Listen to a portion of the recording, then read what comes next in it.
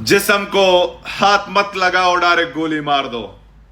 دا ټکې خو به نن ډېر اورېدلی وي چې یوه ښځه او یو سړی د بلوچستان په خاوره باندې په دغه نوم مړه دي چې کم ته مینه ویلی کېږي، په دغه نوم باندې مړه دي چې د رور به یې د 5 جینکو سره لین دین وي، خو چې خورې څوک په خوښه وغواړي نو بیا پې مړی کوي.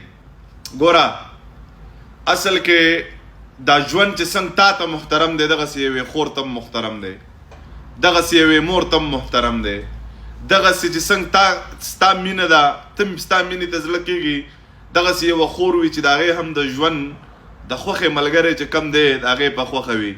خو دا ټکې څومره دردناک دی. هغه ویډیو به تاسو کتلي بلوچستان کې چې هغه ښځه و سړی شتې دی، هغه ورته وایي چې جسم کو هات مت لگاو ډایرکټ ګولې مار دو. هاي هاي دغه غیرت دغه پښتو پوره ده که نه. په دغه ټایم کې هم تا ته وایي او یو ټکی پکې بل دی چې هم نے نکاح کیا زنا نہیں.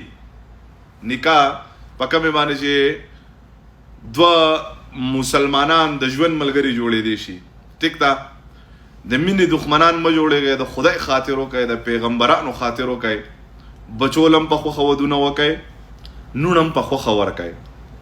د قرآن حکم دی چې د لور نه به تپوس کې، د زوی نه به تپوس کې، نو بیا نه ډزي نه ګولۍ. داسې دا ماره ویډیو چې څوک ګورئ په دې کې به هم داسې خلک یې چې تاسو به څو پیرې تپوس کړي چې دا جینۍ مونږ له راکئ چا به درکړي نه وي. نو اخري حل یې بیا صحیح به اخري انجام یې صحیح.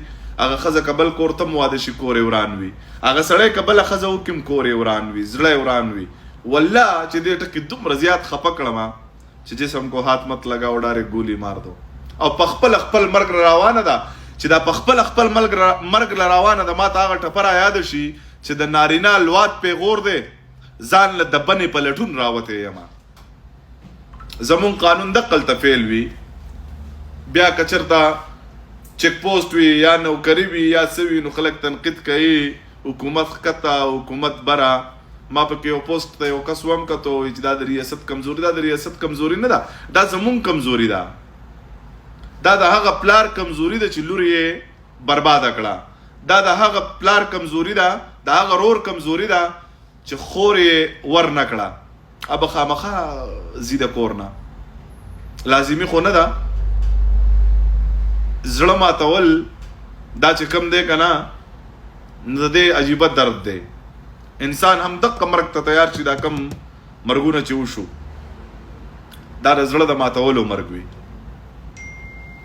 څه به ووایم، خو بس خدای دې زمونږ په وطن باندې خپل رحم وکړي او یا دې په خدای داسې عذاب راولي چې میږی هم پکې پاتې نه شي. ټیک ده.